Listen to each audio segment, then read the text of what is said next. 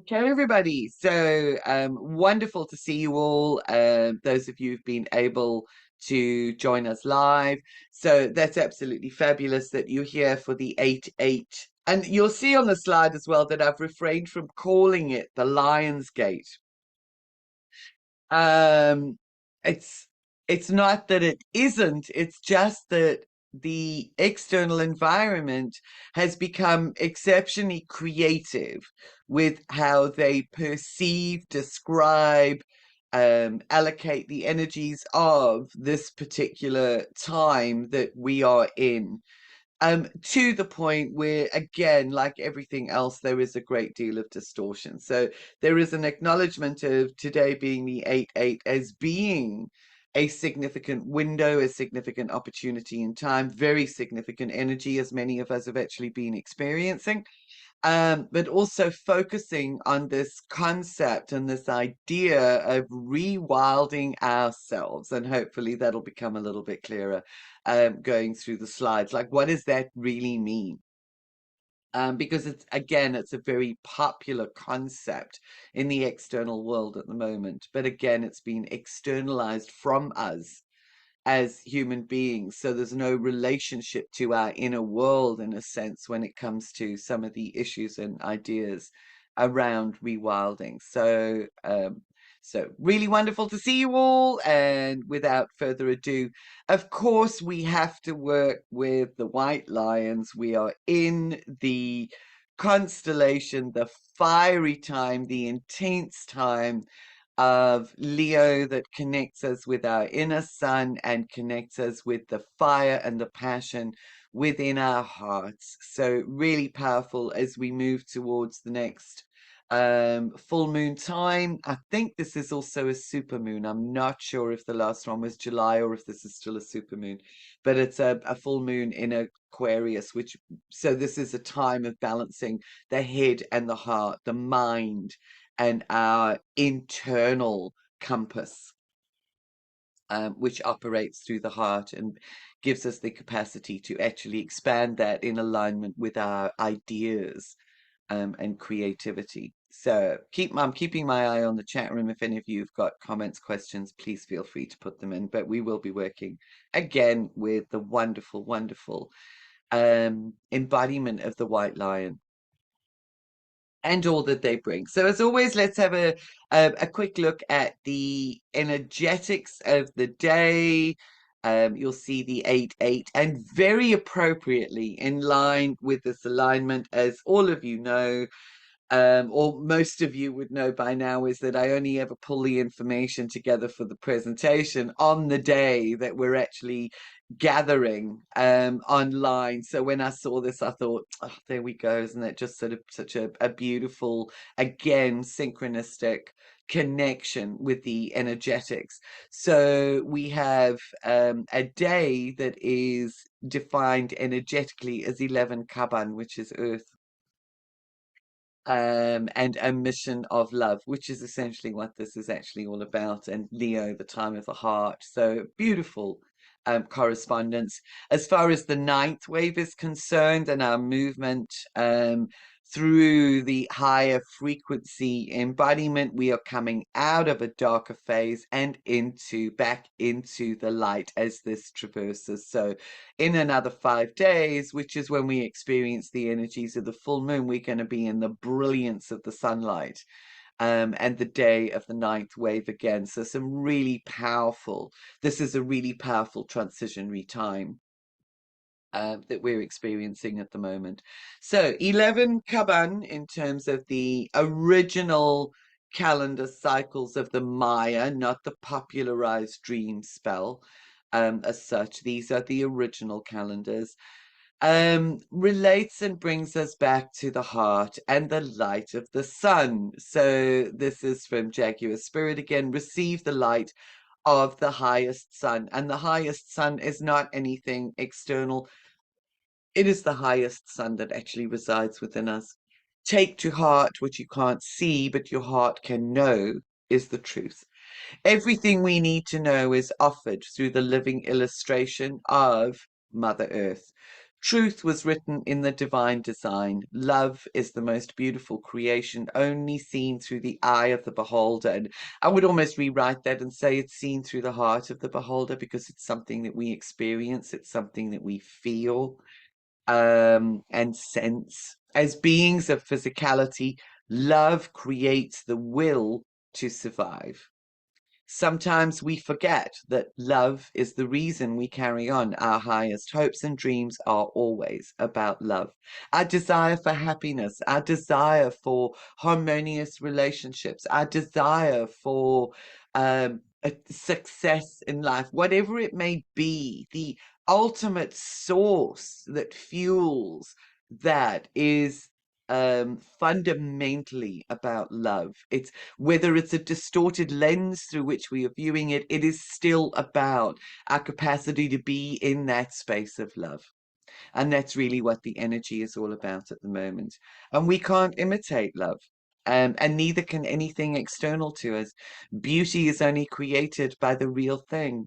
Every living thing responds to love. There are too many expressions to ever pin it down as one thing or another. And that's a beautiful statement, and it really aligns with where we've been taking and working through the teleclasses on the 22nd of each month, because every single one of those is a different facet and a different perspective on this concept and the energy of love. It's looking at love through different lenses and experiencing that through different lenses. So a really beautiful alignment at the moment. Now, the designation of the day is also the number 11. It's 11 Kaban on the 8th of the 8th. This glyph indicates clearly the bars. This is the number 11. And I just love this glyph because it is the fire and the alchemy that is present within every one of us that provides the dreaming capacity, the alchemical fuel to recreate the earth. So it's the fire, the love, the sun that surrounds the entire earth, and that actually lives within us. So I just enjoyed the symbolism of that glyph. But the number 11, as we know, like a pair of antennae, 11 tunes us into the frequency and sound of love that we can know through all of our senses. Master number 11 is the symbol of divine inspiration and the source as the highest impulse. 1111 is often defined as a code of activation, a wake-up call. We can set the alarm to see it, though we wouldn't experience the synchronicity of natural or divine timing. So it is something that triggers us through a natural flow. And that's another aspect of the essence of the energy that we're working with is natural time, natural flow, natural synchronicities. You can't force synchronicities. So setting your alarm clock, if you like, to catch the 11:11, it just isn't going to have any meaning or purpose or function whatsoever. It loses its magic when it's forced. And it's the same as anything that we experience in life. If we are not in the natural flow, things lose their magic. It becomes a striving, it becomes an effort. So really interesting to be able to look at life and look at our relationship with life in that way. So Earth, or Kaban, which is this symbol, holds the force of an earthquake to move mountains. And that is the force that is actually living, arising, moving within us at the moment. So it's almost a breakdown of everything that we have glued our identity to, if you like, that is breaking down so that we can literally begin to create mountains, become the mountains that stand tall, proud, and that create waves and shifts and change within our environment. Like the call to a divine migration, we can smell the sweet rain in the air from a place ahead where the grass grows and life multiplies to abundance. Fire is a force of mind that we can feel in our heart, burning to be. So there's this beautiful melding of the mind and the heart and the acknowledgement and recognition of the passion that drives us um, in specific directions. May we feel the earth move and know it is our time to create the life that believes in tomorrow. And again, there's the words of the woman who writes the Jaguar Spirit website, and I just thought it's really poetic, but it's absolutely beautiful and very, very descriptive.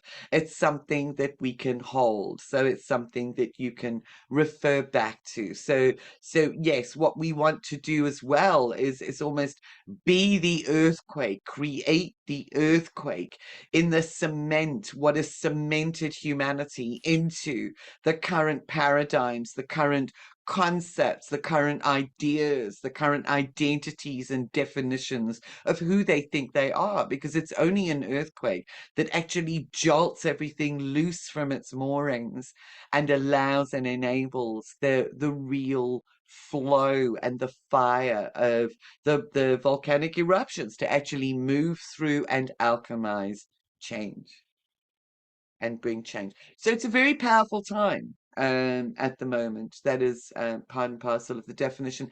And that aligns itself very strongly with the energetics that the astrologers are speaking of through the 8-8 window, because the respective planetary alignments that they speak of is an impact of Mars and various conjunctions. It is a very fiery, transformative time, a very powerful time. So I think it's acknowledging that this is a powerful time that we can utilize to our advantage and move with it.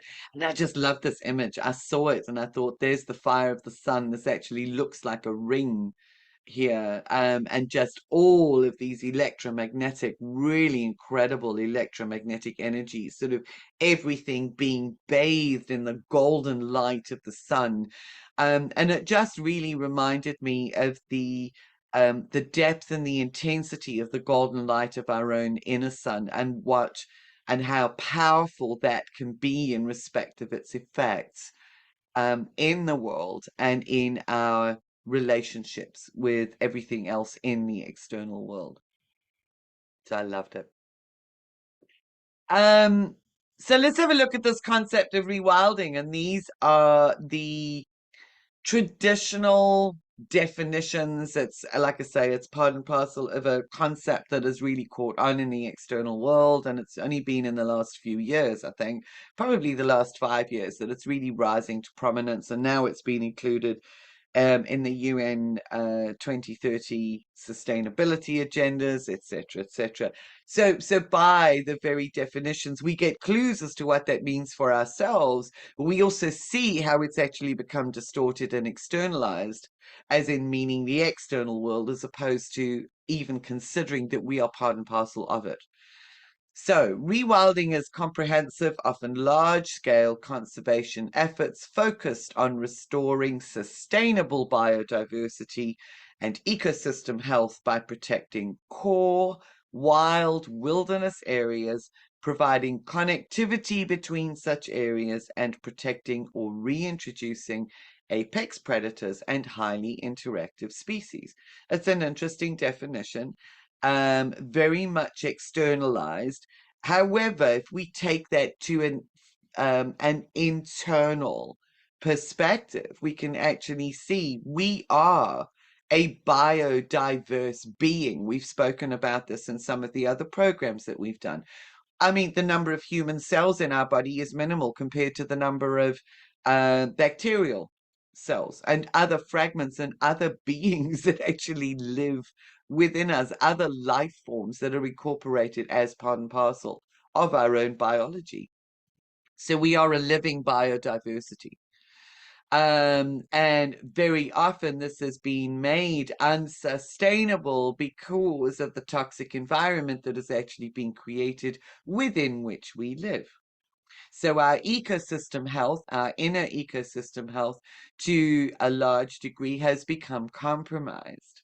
So we need to protect, reestablish our own core wilderness and wildness inside and within so that we can interconnect and reconnect every other aspect of our being, that we become an integrated, interconnected system that refines and builds those pathways and restores the meridians and restores the electromagnetic influences between every single part of our being, that we don't shut parts of ourselves off.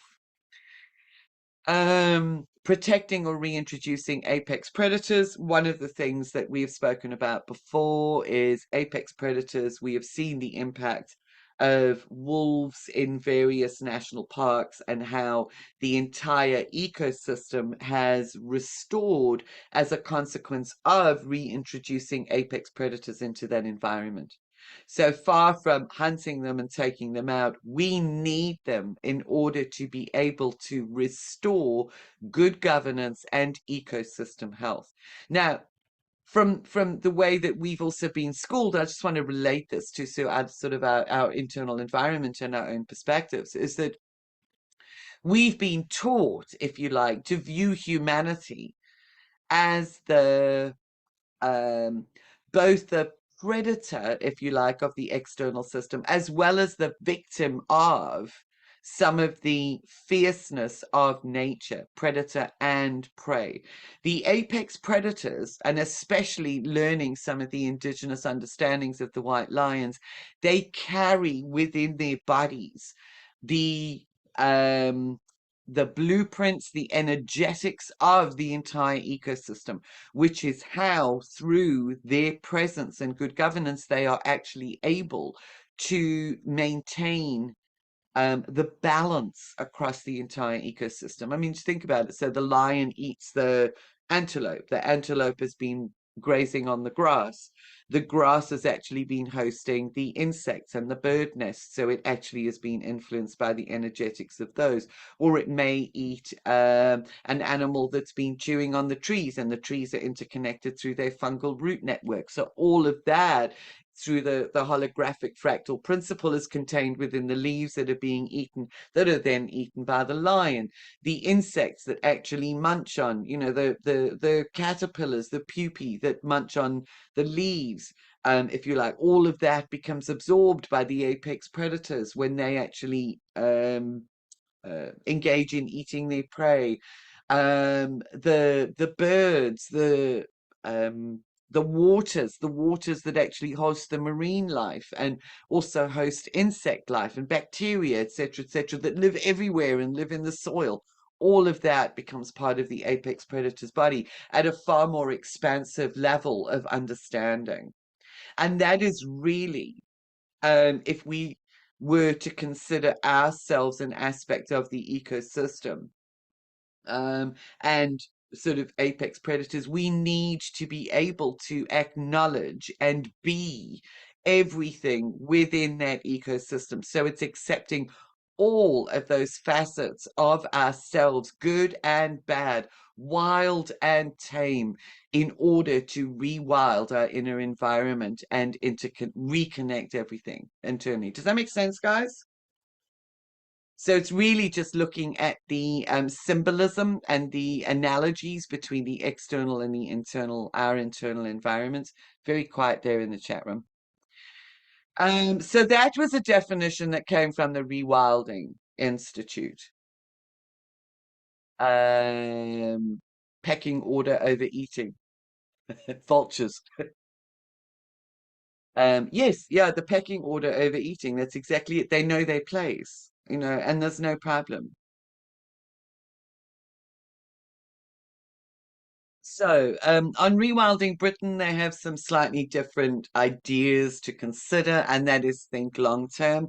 Now, we've been also trained, programmed, conditioned to think short term, immediate gratification. Our emotions have been manipulated to actually operate on a short term, quick reward basis, and our entire education system has been based around that.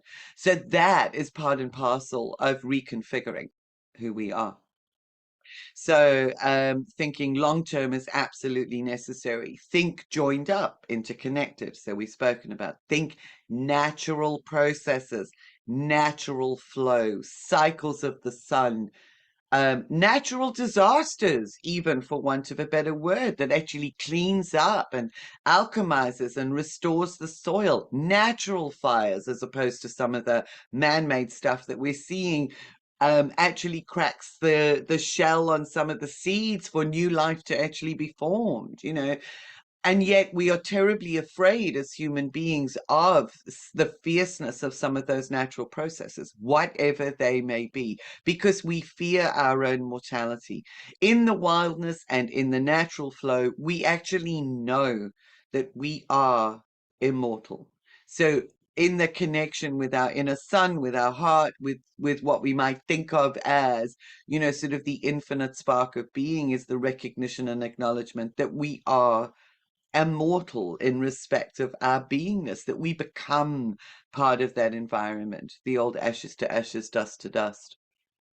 So think natural processes and allowing the restoration of those natural processes. I didn't like this one. Think climate resilience, because that's a favorite program at the moment. So I don't necessarily abide by that. There are natural adaptations that take place in response to natural climate changes. What we are experiencing very often at the moment is not a natural unfolding process. It is an engineered unfolding process to fuel an external agenda. So the externalized use of that particular term has become distorted. If we can integrate that as an aspect of our inner being, it becomes more meaningful. Think big, think big, think planet, think solar system, think universe as an aspect of you, and act wild. And I love that. I love that statement. And acting wild is not stripping off and dancing naked in the woods and hugging trees and and all of the rest of that. It literally is acting from the wildness of that impulse that arises naturally within when we are aligned with it, when we listen and allow it. Rachel says, my garden is definitely wild. Doesn't our garden here is like completely wild at the moment? So I think there's a hidden fear within humanity about the harm and damage we have done to the world, even if it is just staying quiet and looking the other way. Absolutely, because, and there is a balance between accepting responsibility for the way that things are now and then becoming part of the solution in order to reconfigure the way that things are, but understanding the vastness of the solution that we are an integral part of. So it's not that we are fixing an external environment, we are fixing ourselves. And yes, staying quiet and looking the other way is a prime response by many people. A refusal to see. One of the things that I actually noticed even just in the street was, as happens in many streets in the UK, you've got these rows and rows of brick houses and no trees. And there's nothing to dampen the sound. So things can be extremely loud because there is no nature, there is nothing natural to support the absorption of and moderate some of those sounds so it sounds harsh and unnatural as a consequence of that. And most of the building has actually been orchestrated um along those lines, certainly in the UK. So yeah, I mean, even architects that are redesigning homes along ecological lines, beautiful concepts and ideas that incorporate the flow of nature into their particular design. I think more importantly, and this is really what I'm looking at here, is we all have a role to play in this, and it happens when we drop all of those identities and we reinstate ourselves into that natural flow and rhythm and wildness of life itself. Love the sharings, guys. So keep the notes coming. So what I did was, and it was also really interesting and very synchronistic. Sorry, I've actually jumped ahead there. I drew some of the White Line leadership cards. Because certainly the work that Linda Tucker is doing with the White Lions in South Africa is an aspect of rewilding. It is in full recognition of the absolute necessity for the restoration of relationships within those ecosystems in their natural environment. And I just love this picture. So the first card that I drew was called Collaborate, which is an action card. And the descriptive title is The Pride Shares Responsibility for the Individual. So collectively, we all bear responsibility as a group for the individuals. Now, that's also a lesson and something that we have quite possibly learned and picked up over the last couple of years, and the necessity to speak out when we see and know that something is being done to others, to individuals, that is actually out of alignment, and that is distorted. So I think you guys kind of know what I'm talking about with that. So it's kind of from that perspective, we've been practicing this in the last couple of years. But this kind of also takes it to the next level of understanding where collectively the individual then has an opportunity to choose. But if the wildness and the rewilding of life itself, which is part and parcel of the creation of new ecosystems, of regenerating health, anything that doesn't align with those principles, as in the apex predators, will get taken out, just to be completely blunt. So we can do what we can do and take responsibility, if you like, for the individuals within the pride, within the collective, other than making their choices for them. And that's one of the really tough consequences that I think is we're likely to experience in times to come. The detail within this collaborate card, just takes the understanding a little bit deeper, which is a true leader works within his community. So that implies involvement in some way, shape, or form. Each individual shares responsibility for the whole and offers diverse perspectives. And it's recognizing and valuing all of those diverse perspectives. Collaborating and working within the pride yields a more expansive view of the goal or purpose because it's bringing all of those different perspectives in. And in our language, we might say it's all of the different facets of the diamond because we know how different we are within the Golden Diamond community. And yet there is a beautiful wisdom that is shared as a consequence of that group, of that pride that gives us a more expansive view of ourselves, and of that being in community. It's an acknowledgement and recognition that there is strength in numbers. Certainly when we want to effect certain changes or we want to see certain results or outcomes, there is absolute strength in our voices coming together, and multiplying, amplifying. It's also not to be afraid of losing control. And I think the one of the reason where this individualized society has actually become so prominent is that individuals fear inclusion within the group because they fear losing control. And it's only through, and I've used this expression before, which you guys would know, it's only through losing control that we gain control. We gain control back of our inner environment. Those barriers that we put up as a consequence of trying to maintain control will never work. So it's like losing the fear of that. The pride results in a shared vision, which renews the energy of individuals within the community, and it revives commitments and passion. So each one can actually encourage the other towards a shared vision, even if the perspectives of that vision are different and unique for every individual. Connect with others who have similar vision in order to build.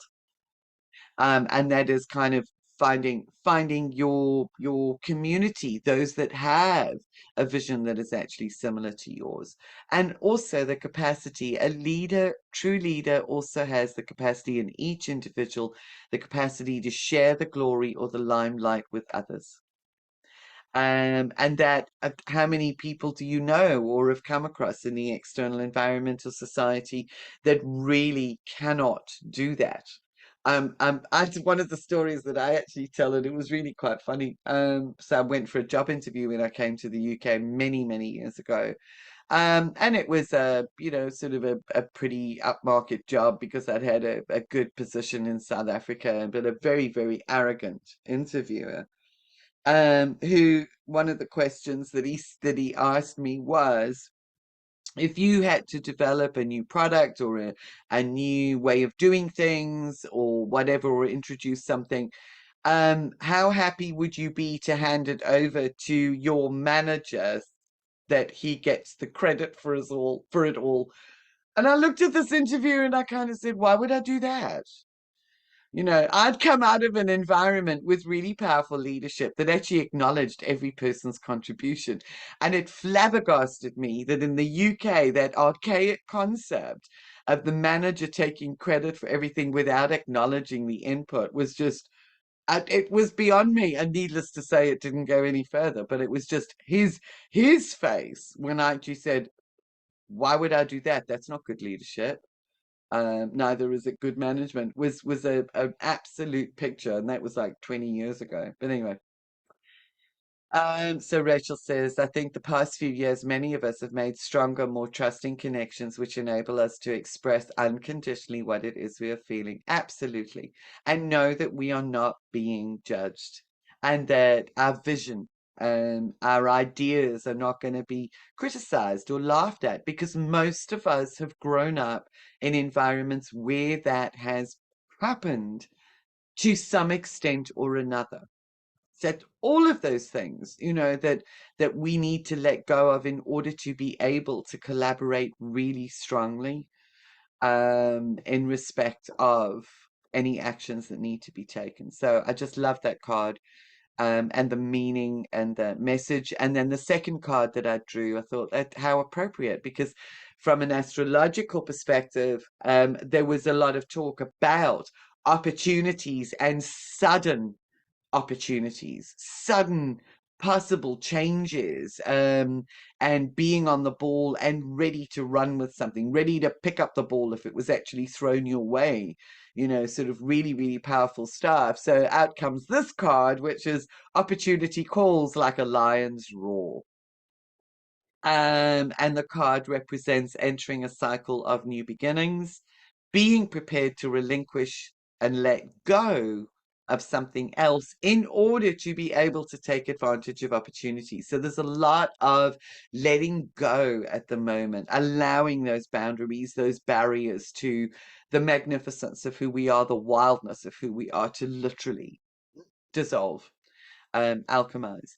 Opportunities arise on time and in time, and acknowledging that. And this is a time of opportunities, because of the vibrancy of the energy, the real power of the solar energy that is alive at the moment. And a lot of people have obviously, I've seen that distorted in some way, say, well, it's a time for manifestation. It's not necessarily a time for manifestation in the concept that it is being used, but it is a time to take advantage and pick up the ball that's thrown our way. And run with that opportunity, understanding that there are long-term big pictures that are actually at play here. Rachel says, I felt this morning that I was in a new world or on a new planet. Yeah, I think that's part and parcel of the unsettled sleeping at the moment, is that the dream world is not the same, that dreaming time is not the same. Maybe it is part and parcel of moving into a new environment because of all of the heightened energy that our body needs something different. We can work with it. So starting again, it's a time of starting again with experience behind you. Embrace the unknown with courage. So the message is just absolutely perfect. Be an intrepid explorer, a fearless, courageous explorer, and an explorer of the unknown. Focus on your deepest intentions. Take responsible action with grounded intention. Not just here, but something that has fired up your heart, that is grounded in movement and action in the external world, and laying the foundation for your future, for our future. So just a very appropriate card to have drawn today for this particular time. And both of these, I really need to note, I've put it here, they are beautiful cards. Linda Tucker, they are the White Line Leadership cards. They are available, I understand, to purchase online. If you actually had to Google them, if you wanted them, they are available. It's an interesting comment. Yes, I've also noticed that I've been stretching my body a lot more when I'm lying in bed. It's as though I don't fit inside this body anymore. That would probably also explain the aching joints and bones and perhaps some of the internal pressures that people are experiencing. So yes, be aware of some of those sensations of feeling like you don't fit, because we don't. We are so much bigger. We're trying to condense an incredible, infinite magnificence into this what we perceive as a small body, this boundary that lies beneath the skin. And it's a massive undertaking.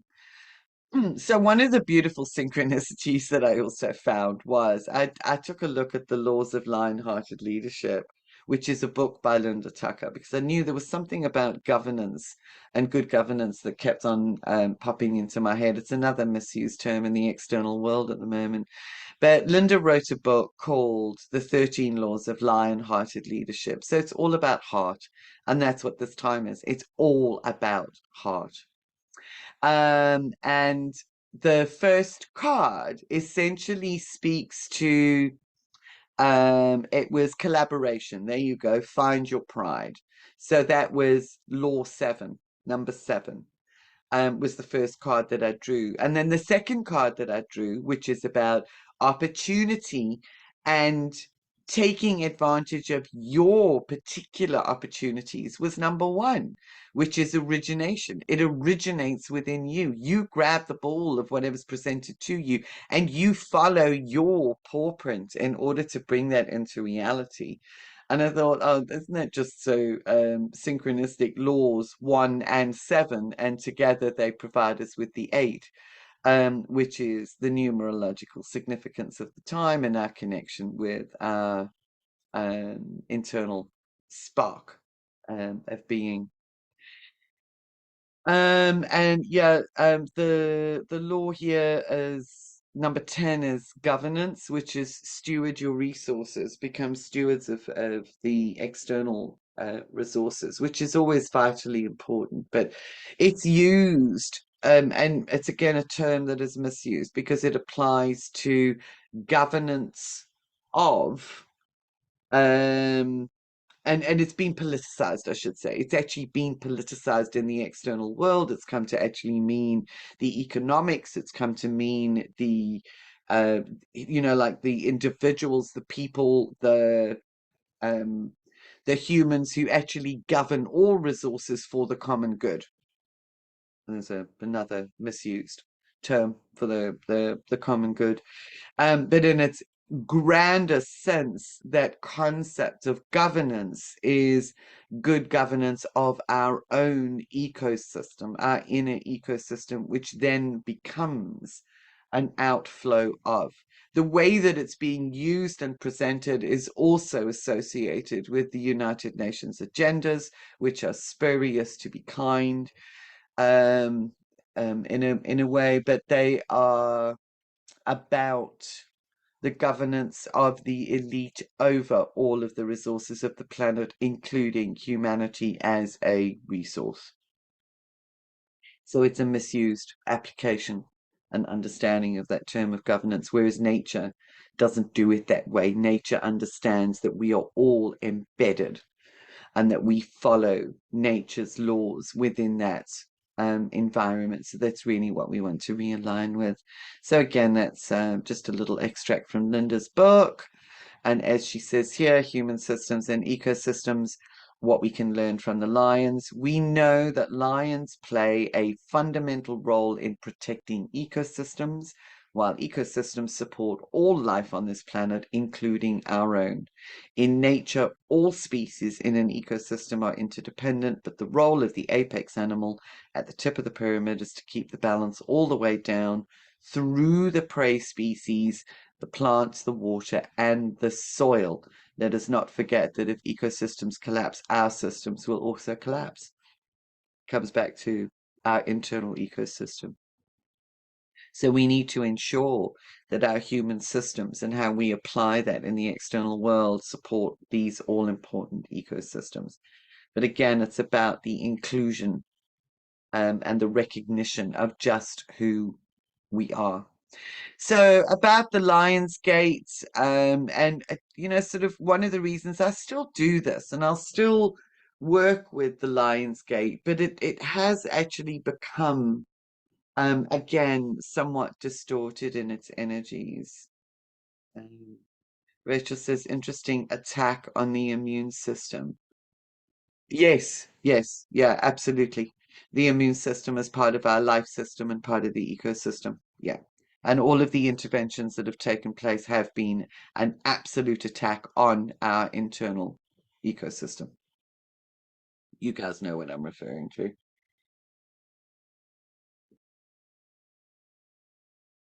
So the languaging around the Lion's Gate has become very esoteric, very fluffy. Um, the general belief and understanding is that the Lion's Gate is a portal for manifestation, that it opens on the 26th of July, but that's based on a defunct, distorted calendar, which is the dream spell version of the Mayan calendar. However, there is a connection because it does relate to the heliacal rising of the star Sirius. It runs between there and the 12th of August. So the 8-8 portal, for want of a better description, actually sits right in the middle. It's a time of transition within this period when the star Sirius actually has a powerful influence upon, or it's used to mark certain natural events on the surface of the planet. Sirius is the brightest star visible, meaning that it can be seen just as the sun sets in the east, and that's highly visible during this time. Sirius is believed to bestow passion, creative talent, devotion, honor, and wealth. And this is what's important because this is where it actually springs from or stems from originally. In the Egyptian civilization, Sirius's rising had a direct relationship with the Nile's rising. Excuse me, the Nile would then bring nourishment to the crops and the land and sustain life. So what was seen as an indication of a natural cycle that signaled and indicated an abundance of life in the natural world has become anthropomorphized to an extent, um, related to the human expectations and needs without perhaps the understanding of the natural nature of what it means. So most of the perspectives of the Lionsgate have been externalized to an extent. So it's all related to the star Sirius as opposed to the interrelationship between events, natural events on the surface of the planet, and the movement and the electromagnetic influences of the stars. So I hope that makes sense to you. So, the way I am choosing to view this now, moving through this, is that it is, and there's no doubt, it is a time of intense solar radiation, radiance, and high electromagnetic activity. And that stirs everything up. That electromagnetic activity seeks to reconnect us with the entirety of our own electrical system. It's an opportunity to remember that electromagnetically we are the sun, the stars, the earth, and the universe. All of that exists and is a projection, a fractal manifestation of that which lives within us. And it's important to remember that we are the dreamers. Jacqueline Hobbs, aka Oracle Girl, uses this term very often, and that's not, sort of dreaming as in visualization. It's dreaming through our being, through our body, from that source, and allowing that and that dreaming to come into reality.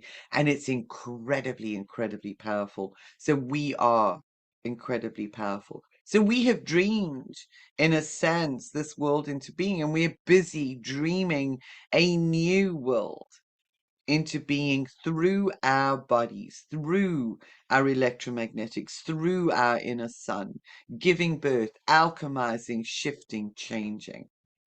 So this time is about reinstating the wildness of your inner terrain and inherent nature. So it is a time of, sort of abundance and flow if we think about the movement of the Nile and the natural events that actually overlay this particular time. So it's our reconnection with that. And also letting go of external teaching so that we can return to the brilliance and the light of our own inner sun that guides our true heart and then guides those actions collaboratively in the environment. Does that make sense, guys? I hope that makes sense to you. It's so there are, sort of subtle shifts. There's just so much distortion that has crept in respect of the externalization of this. So it really is bringing us back to the fullness and the truth of ourselves. So the final image that I've actually got that I want to share with you, so this is the image that we're going to keep on the screen, is a sharing by Rachel Sophia. Rachel's on the call with us today. Which is, what did you call it, Rachel? The Guardian. The white lion, a black diamond, the sun, the entirety of the natural environment here in the background, as well, that he is an integral part of. And for those of you also that have been with me for a while, you will understand and recognize the significance of the black diamond and of the black, because everything exists within everything else. Within the light exists the darkness, or the shadow. Within the darkness exists the light.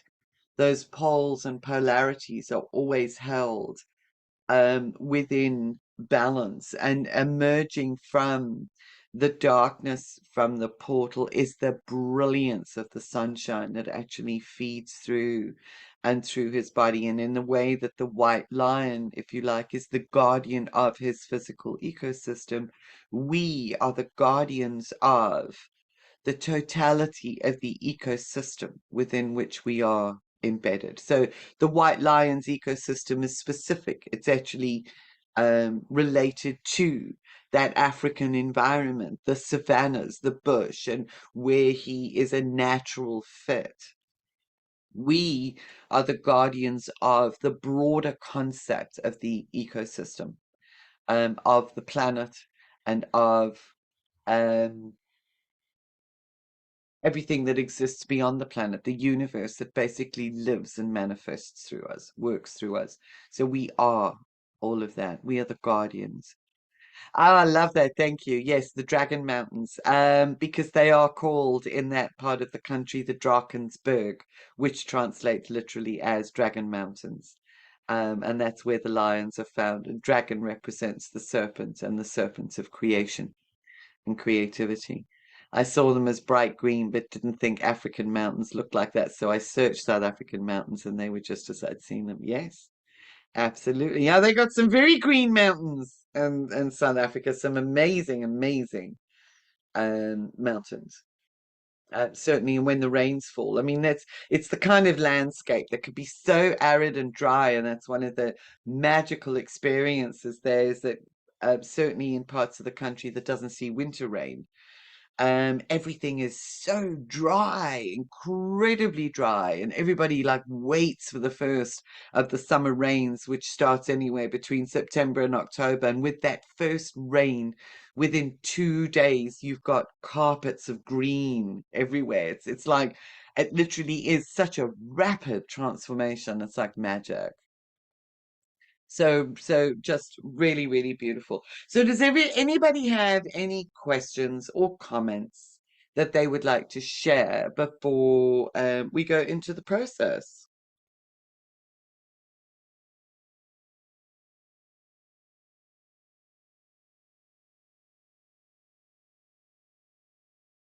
As we rewild our being to become the guardians of the greater ecosystem within which we are a part, we can be guided. Oh, that's interesting, Liz. Thanks. She says, I also saw a dragon in the clouds yesterday. How amazing is that? Because Rachel sent this picture through to me today, and I was reminded that I went, "Oh, yeah, that's perfect. Can I please share it with everybody?" So very, very interesting. Yeah. For those of you that don't know, the dragons do represent the fusion of all of the elements. They also represent the original creative force and creative energy. It's linked with the birthing energy of the ultimate feminine, the grander spark of the feminine. Liz says, I would like a t-shirt with that on, Rachel. Now, okay, so there you go. So Rachel says, I think rewilding is to stop censoring ourselves. Absolutely. Thank you for that beautiful comment.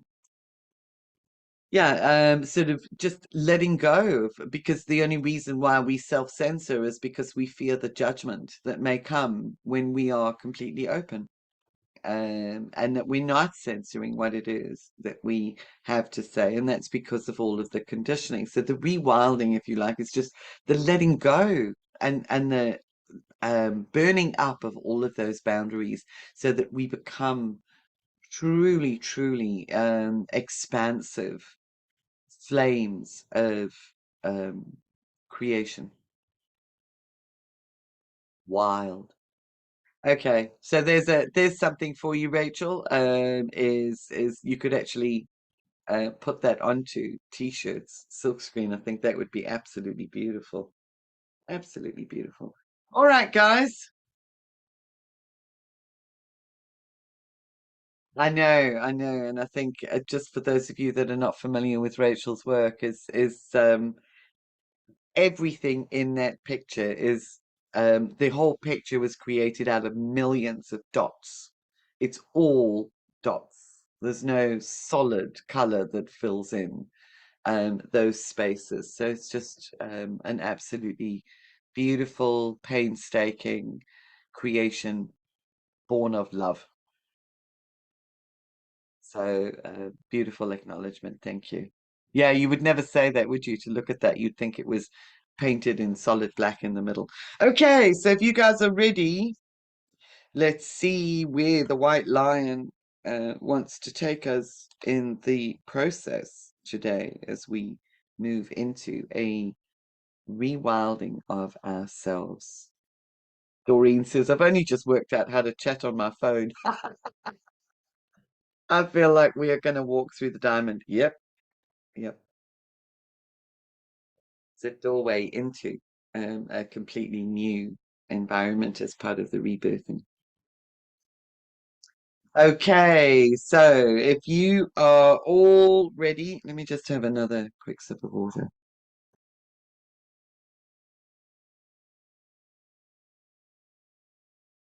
Then I'd like you to make sure that you are sitting comfortably and that your arms and legs are uncrossed. Just breathing allowing your body to relax and surrender into this space. Surrender is a word that we use often in these processes, but we surrender ourselves not to anything external, we surrender ourselves to our own beingness, our own light that shines within. So just breathe for the time being, focusing on your breathing in through your nostrils.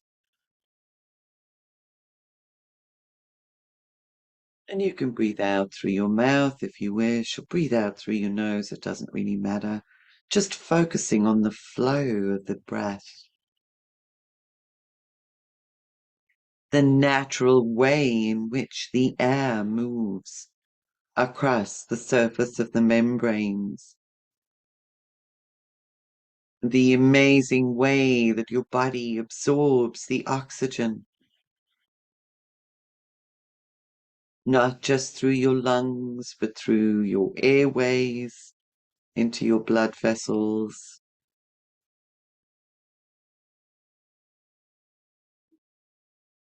Just breathing in and out with a rhythm that is beautiful and natural and perfect for you. There is no rigidity.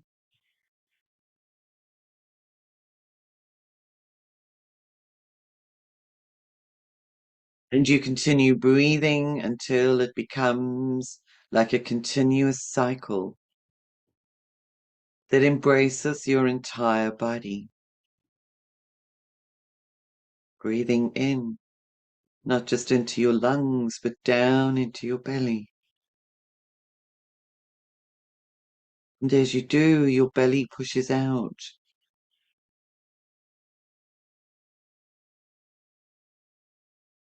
And you become aware of a warmth as your inner sun begins to arise within this part of your being. You may wish to place your hands over that area, over your abdomen, beneath your navel.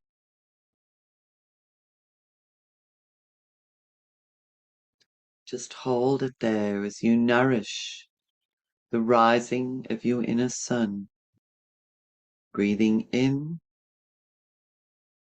and out, adding oxygen to fuel the burning fire and the radiance of the plasma that is you.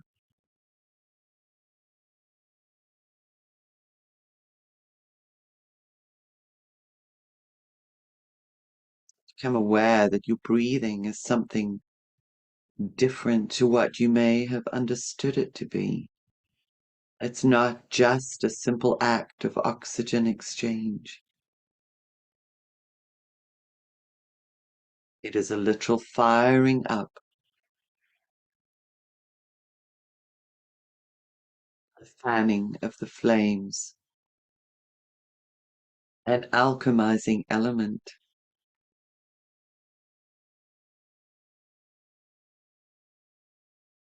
And as it expands within you, your body begins to expand, and your breathing is able to extend all the way down to the tips of your toes and out. Just breathing in a cycle, continuous cycle, in and out, deeply.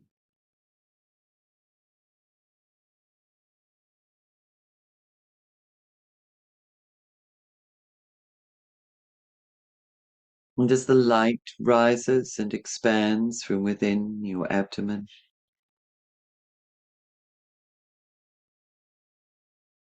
it ignites and casts its rays into every part of your physical body.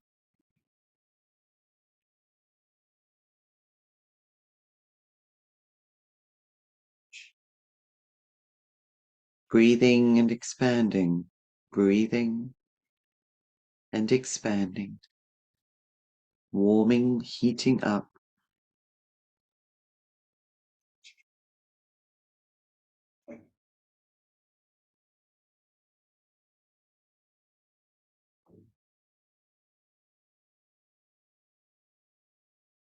And even with the expansion, you now create your diamond field around you, your diamond light form, container, light body, anchored at the base of your spine, extending down below your feet and up above your head. And far from being restrictive, the fibers of your diamond hold you anchored within the physical form that extend out through the geometric fabric into a grid that interconnects the whole of creation through the void, through the worlds of the unseen.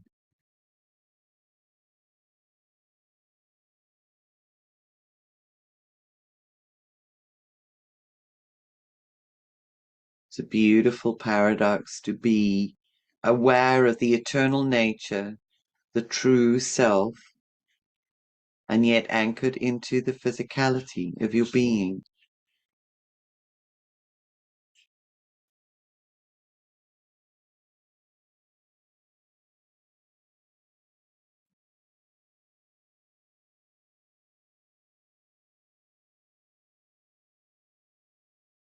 And that inner sun casts its golden rays through the fibers of your diamond. And gazing upon the surface of your inner sun, you are aware of vortices, spirals of energy, the natural toroidal spiral of energy that characterizes the principal movement of life.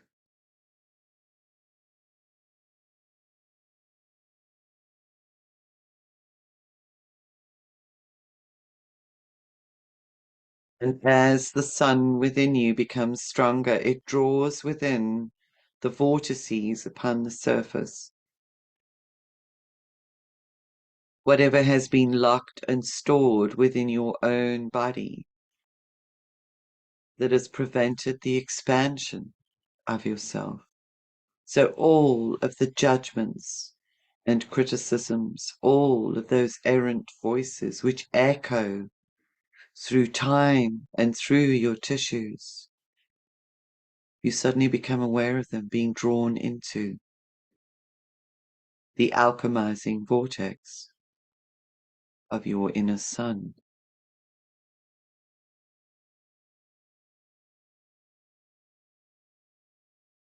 Burning up, transmuting.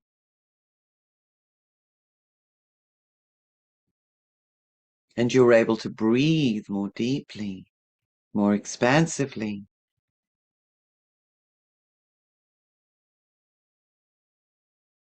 And then the patterning that has been held in your body of abusive situations echoing through the lineages of family, ancestors. All that has been carried through time into your body.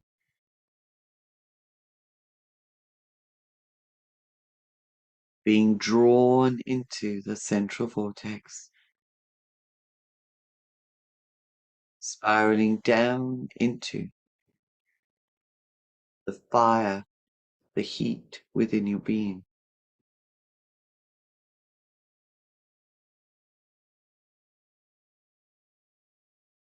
Opening up more spaces within, enabling you to breathe more deeply and expansively.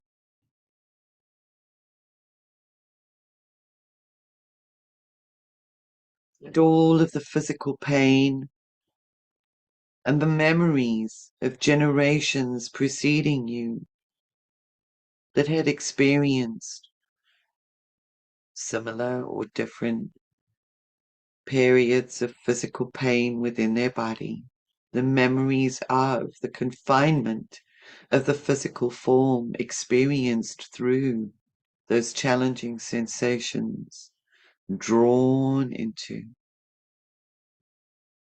sucked into, magnetized into the vortices upon the surface of your sun, drawn deep down into the center, burning up.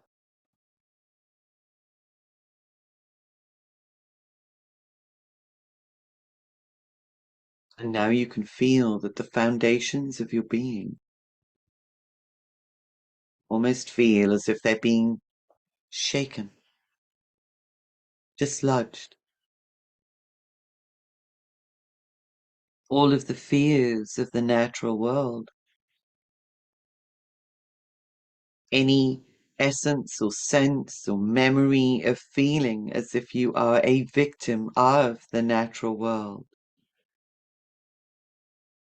Viruses, bacteria, creatures, insects, all of the phobias and fears arising as things are shaken up within you.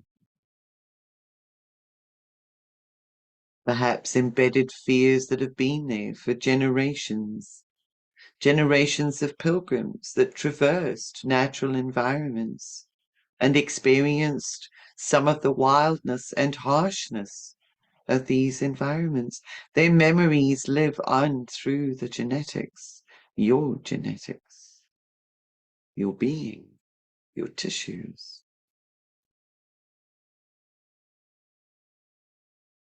Gaining speed, being sucked into your inner sun.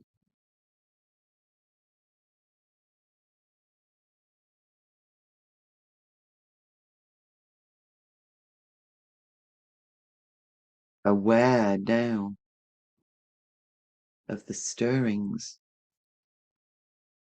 of a wildness within you.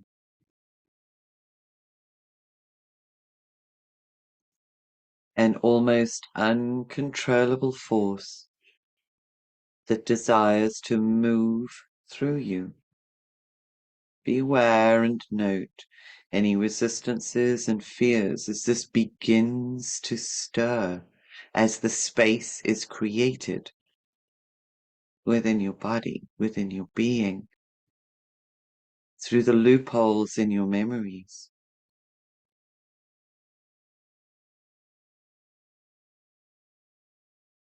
Experiences of injuries and assault at the hands of another. The fears of losing control. To forces beyond you, outside of you. Just allow them to arise, whatever they may be.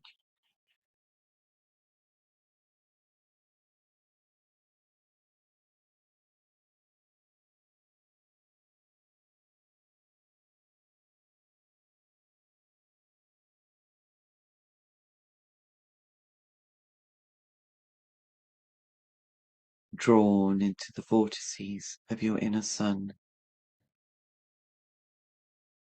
The heat begins to move fiercely through your body, alchemizing whatever it comes in contact with. Just observe whatever else is arising within you as memories, fears, conditioning, patterns, judgments, clearing your throat wherever you have censored yourself.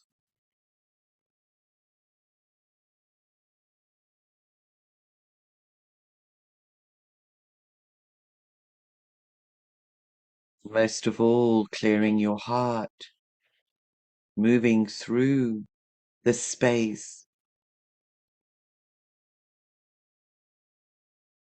and elements and aspects or facets of your heart space that have been dampened down for fear of expressing your deepest passions and desires. not being accepted, being judged.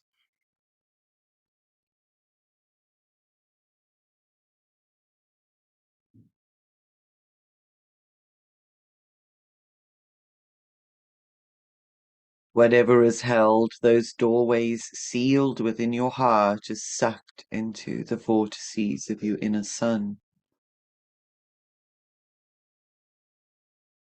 loosening the locks and the bindings,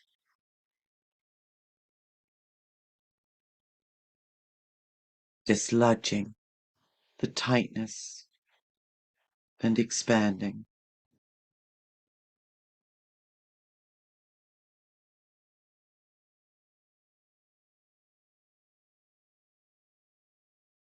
The tension almost within you builds as it feels as if you're going to burst out of the skin of your own body.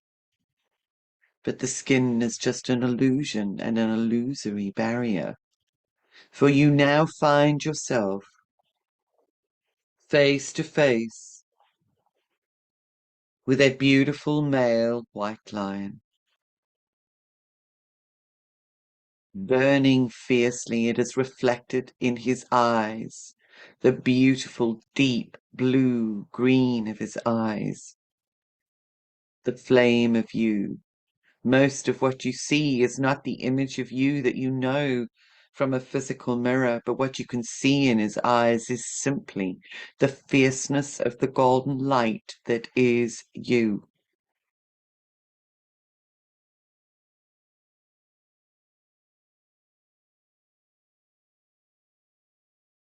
And in this space, and in the burning of this fire, there is a mutual respect.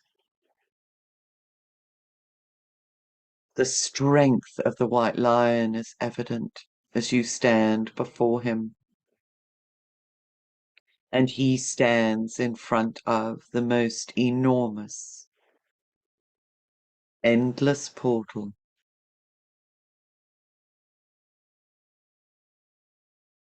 the dark depths of sheer potentiality.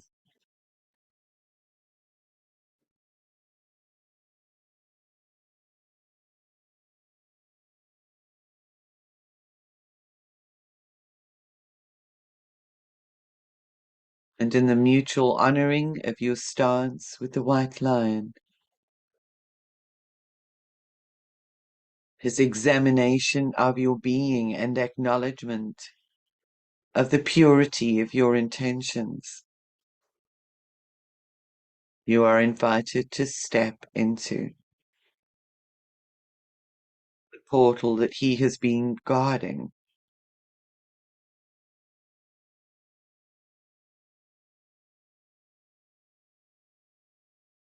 And as you step into the darkness, you take the brilliance of your inner sun that opens up and lights the way, threading its way through the infinite potential of the void. And yet you are grounded within your physical body. Your light itself piercing through shadows, creating stars and landscapes. You become aware of yourself as the creator of all.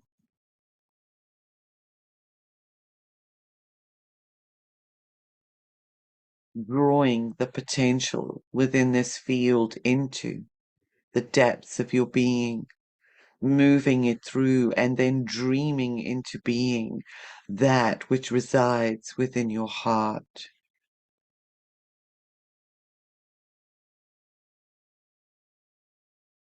Being in the natural flow of the universe itself, of life. The wildness of the fires that burn within you. Shake the cells of your body and your being to their core.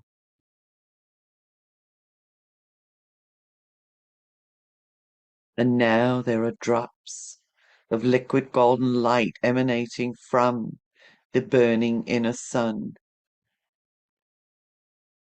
that are seeded into this field of potential.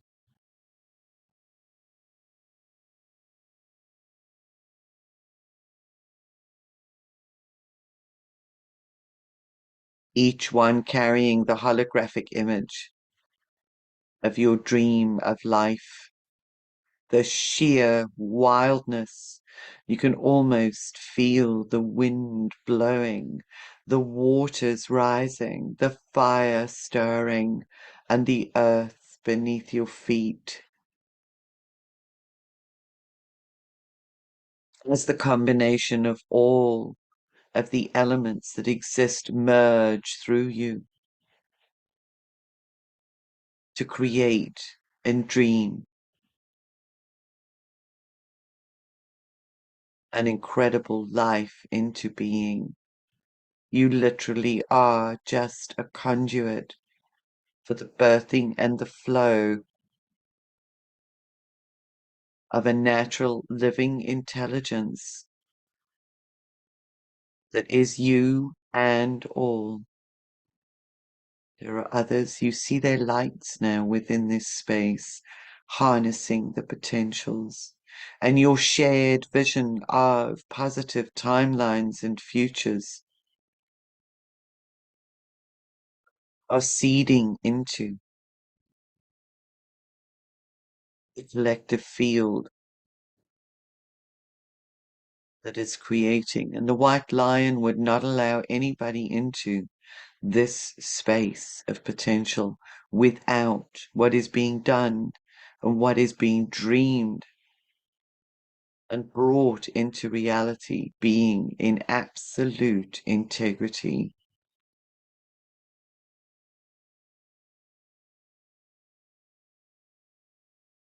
The fierceness of the fire within and the winds that are blowing, the air that is moving, and the waters that are rising to merge and create, blowing the hair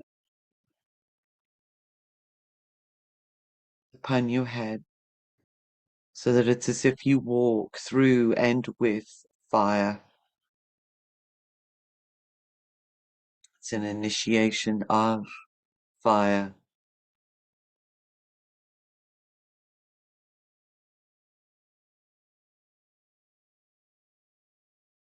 A letting go of all control. For ultimately, the decisions that are made, the outcomes that are affected, are part of a natural intelligence system that is not ours to predetermine or control. Only in the wildness of our inner being can we allow and enable and facilitate the creation of powerful and positive new futures.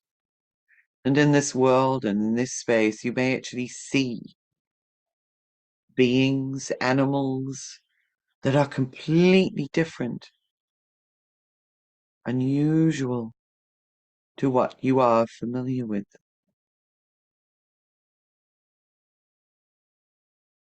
People who look different, human beings being birthed and formed, landscapes rising and falling.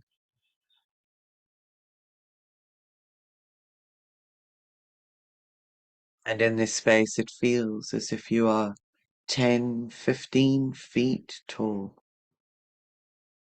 fierce,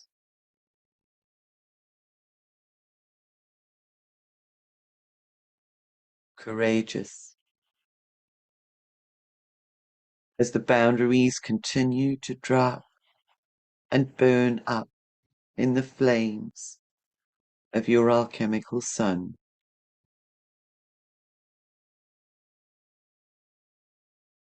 you give permission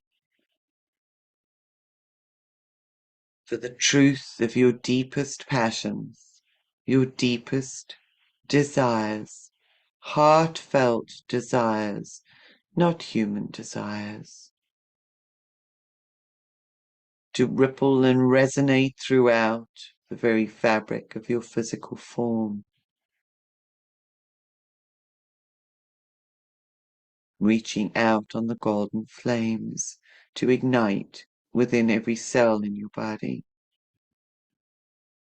so that you may be aware acutely of every opportunity that arises for you to be able to take another step forward in the creation of a future that is rewilded by and populated by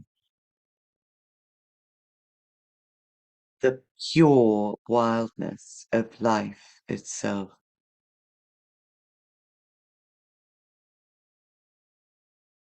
Experienced through your being.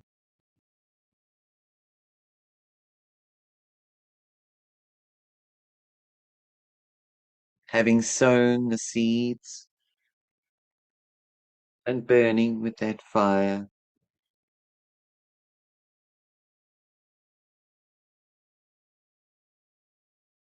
allow your body to soak up and absorb any more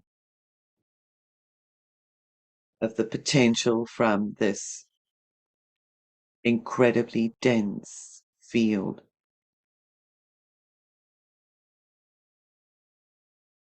And as you turn around, you can see the guardian and the white lion still guarding the gate, the entrance.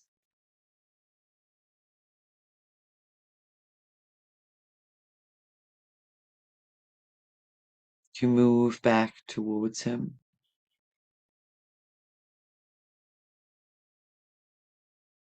Allowing yourself to communicate silently your desires,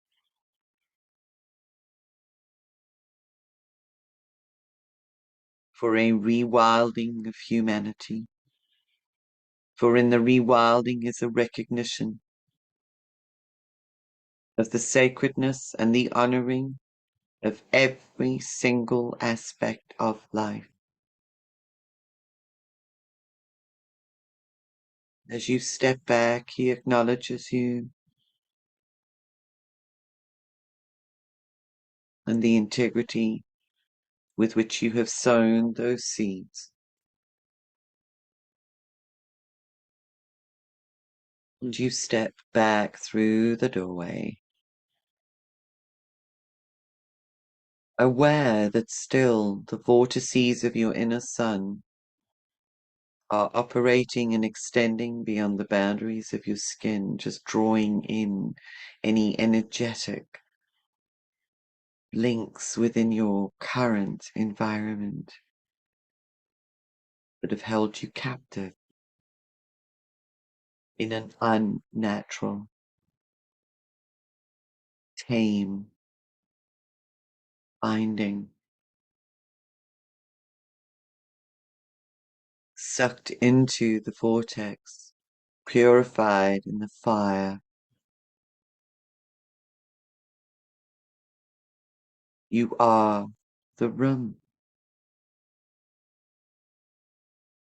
Even as it appears that you suck them in to your inner sun, your entire being expands to incorporate the space that you are in. Expanding now to draw in and purify and alchemize the environment of your home. Being aware of that which is loved, that which is not, purifying. Expanding now further through the golden diamond grids,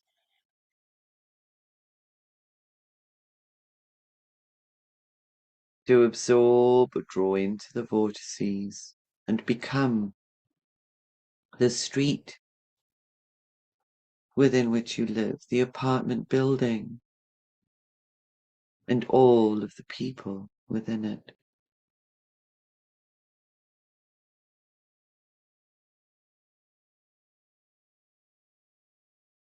Simply being the signal and the energy of purity, of love and of wildness, expanding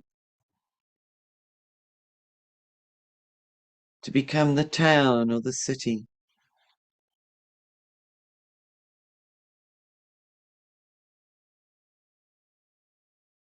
watching as all of the artificiality and synthetic nature of what is being created, that is completely unnatural, is absorbed through the vortex, neutralized, alchemized, returned to its wild nature, expanding so that your being becomes the country,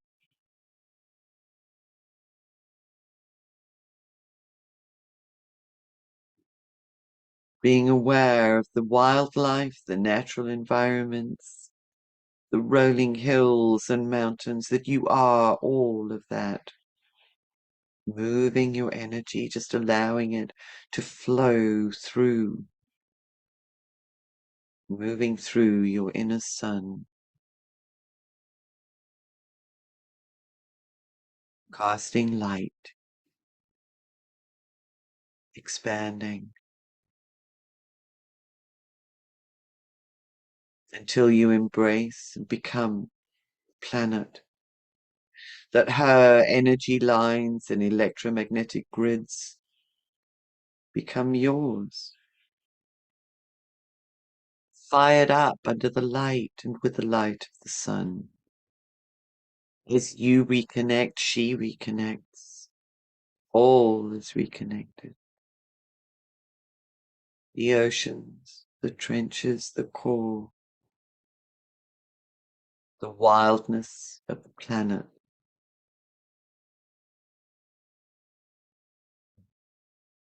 within you, expanding to become and touch the sun, the solar systems, the stars, the many, many suns, galaxies, life forms.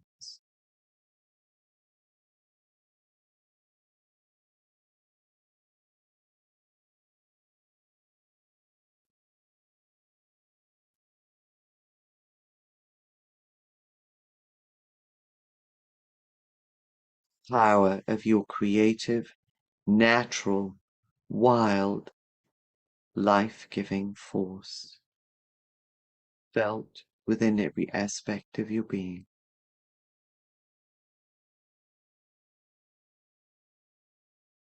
Breathing deeply, being in gratitude, with courage and the strength of the white lion, the guardian, for the absorbed potentiality of the black diamond and the portal, for the awareness of the wildness and the physical experience of the shaking of all of your foundations, for the transfiguration and alchemization of all of the ancestral patterns that have restored your courage, your connection to your truth, your passion that broadcasts like a signal and will draw the others to you that are needed in order to nurture the seeds that you have sown. Breathe.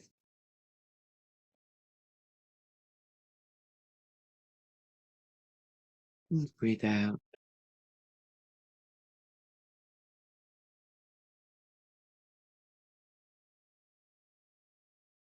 knowing that the sowing of the seeds for the rewilding of humanity has been orchestrated through the sun of your being and will be nurtured by your inner sun in the same way that life upon the planet is nurtured by the external sun.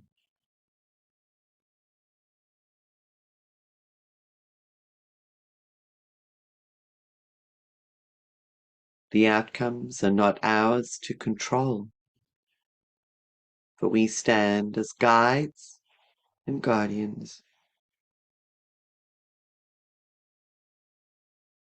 of a positive and uplifting future.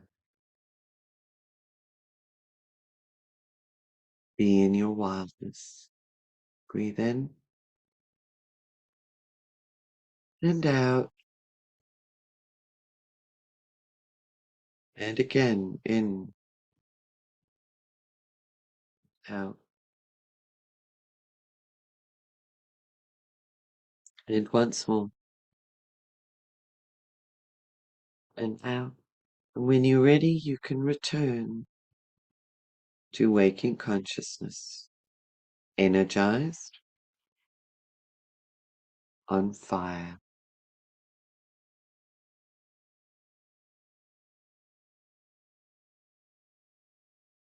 with a few less boundaries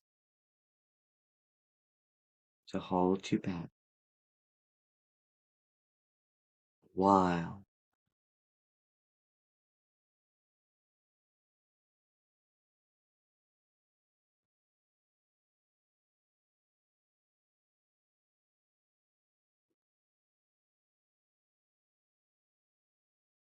when you're ready, you can open your eyes.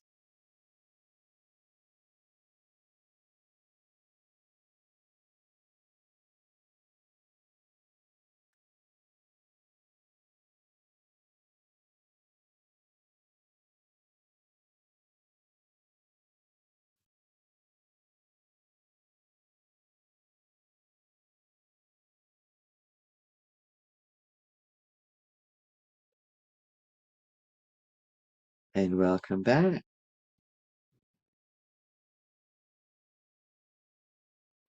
Thank you, Doreen. It's just a wow. Sure. There was an incredible energy build-up in the middle of that. Very, very evident. You guys are amazing. So I don't know if you are still in that space.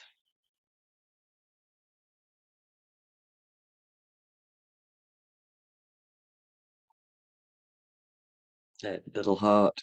I think people just want to stay in that space and just be with whatever's actually come up. Comment there, which is so powerful. White Lion was really, really powerful. And and I don't know about you guys, but it was interesting going through that process of letting down some of the barriers and boundaries. Cheryl says truly amazing. Oh, well done, everybody. That's beautiful. It's you. You guys did that. And again, the journey took us into different places than I had perhaps envisaged, and that's why it's never scripted. Um, but just almost feeling the conflict in my body as some of those things were being drawn in and burned up and the shaking was happening. There was a part of me wanted to hold it all together rather than actually letting it go. So it's another one of those processes which could actually be certainly used over and over to continue the process of the letting go of whatever constraints, restraints, boundaries, etc., that we have placed around ourselves. Yeah, you got that one. That's wonderful.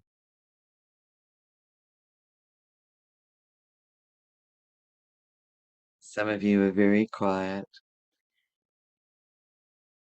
Um, so as always, what I'll do then is I'm going to leave you in that space so that I can download the recording and get the recording out for those who are not able to join us live. And invite you to allow the energies to settle, to integrate, and I invite you to share any of your experiences. Drop me an email if you'd like, if there's anything you would like to share, it would be absolutely wonderful. So, um, oh, thank you. Rachel's put a lovely comment here. She says, I felt a lot of energy moving through me and lots of itchiness. I heard the lion say that I was ready to enter, and it wasn't for the faint-hearted. Yes, we would have to look more deeply within myself, ourself. He finished by saying that we are not held here and are not prisoners, rather that we are guardians, observers, and we are witnessing what is occurring. Beautiful. Thank you, Rachel. And I think that's is it. It's being so expansive through the letting go of some of those boundaries. And the only way that we can do that is by truly looking within and letting go. The deeper we go, the more expansive we become. The more we let go of. Thank you for that beautiful sharing. That's a very powerful insight. Yes, Rachel. You want to chat?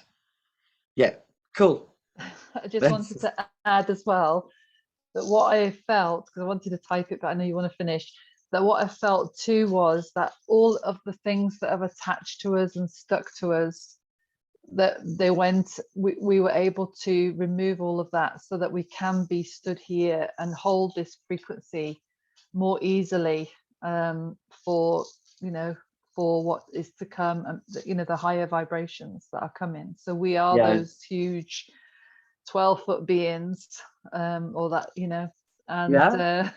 Mary, and so that was what I was feeling, that all those things that have just attached to us, that we, as we've walked and observed, because we're who we are, that those are away now. And I almost feel, and I am feeling, as though I am able to step back, even though I don't, it's not that I don't care.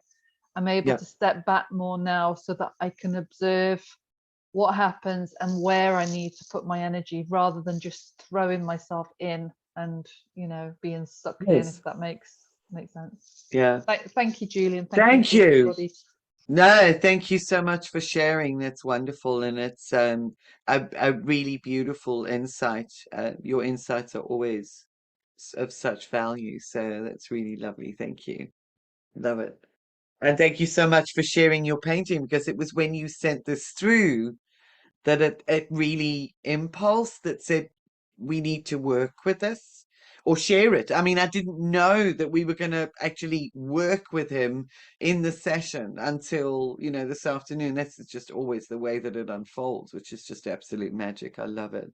And it really was incredibly powerful. And yes, it is that letting go, and following the impulse wherever that needs to take us, following that golden nugget, that golden thread that wants to take us in a certain direction, because that's where our seeds are. The seeds of that potential have actually been sown, and being acutely aware, because we are able to witness that that is where we need to go. So as you say, not just indiscriminately putting our energy into a certain direction, but absolutely having the capacity to discern, and also being untethered enough to experience the wildness and the shaking up of everything, because that can be really scary. That shaking up of what we have deemed to be our foundations in life can actually seem very scary. And letting others play their part too, absolutely, whatever that part is. Thank you so much for sharing. So thank you all so much for being here, because as we recognize, it is the dynamic of the individuals that are present that also guides the process. which is why I never script anything. I might have a seed idea and it just really moves where it needs to go. So it's really beautiful to have had the opportunity, and I thank you for being here, for so many of the community processes, because it's taught me to deeply, deeply trust, in the process as a consequence. So it is a community engagement. It is a community, guidance. It is a community movement, and the dynamics will actually, indicate where it needs to go. So I love you all. Thank you so much for being with me. I'm actually, it's weird because I was so hot, um, just like half an hour ago, and suddenly I feel quite cool. It's like I think I'd actually built up that I was perspiring quite heavily, and I think that's all like drying off now. It was really, really intense. Rachel, I'm honored to be in this community.